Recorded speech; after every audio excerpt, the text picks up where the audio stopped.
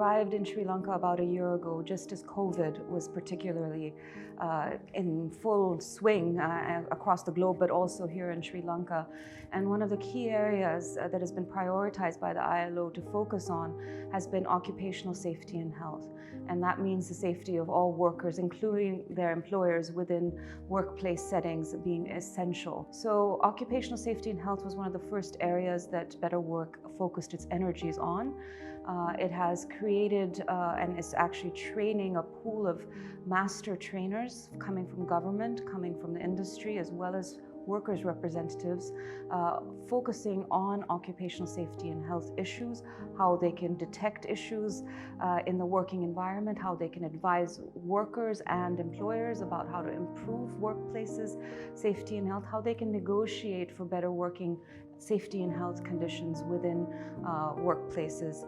I think this is a really, really important step also because within the ILO, occupational safety health has become now considered one of the most fundamental standards that need to be followed. I think some of the other key achievements have also included the start to form bipartite committees within workplaces to negotiate that between employers and workers. Those things didn't exist before. And that's really a very important step to promoting social dialogue, as we call it, or dialogue, about any workplace issues that are troubling, to negotiate, but have a place to do so. Without an absence of a place to do so or the right interlocutors to have that dialogue, it becomes very difficult, and then you find a lot of disgruntlement and disappointment on the side of workers and frustration. So that aspect is also something that the BetterWork has initiated.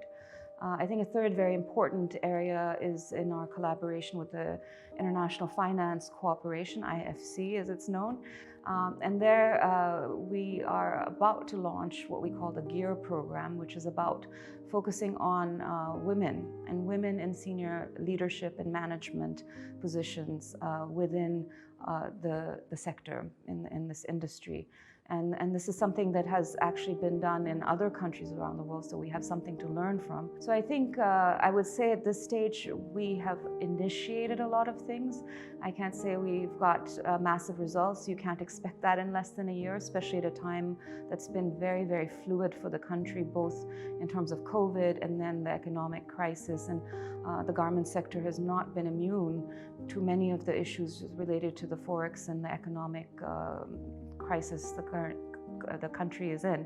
So despite all of those things, I think it's quite promising that we've managed to initiate some of these fundamental elements of safety and health, of improving gender equality, non-discrimination, and promoting social dialogue or workplace cooperation. I think these are really important, as well as fostering these partnerships and intensifying that work together with our key partners, certainly the government of Sri Lanka, but certainly JAAF, the employers, as well as multiple workers' representative organizations, including women-led workers' organizations.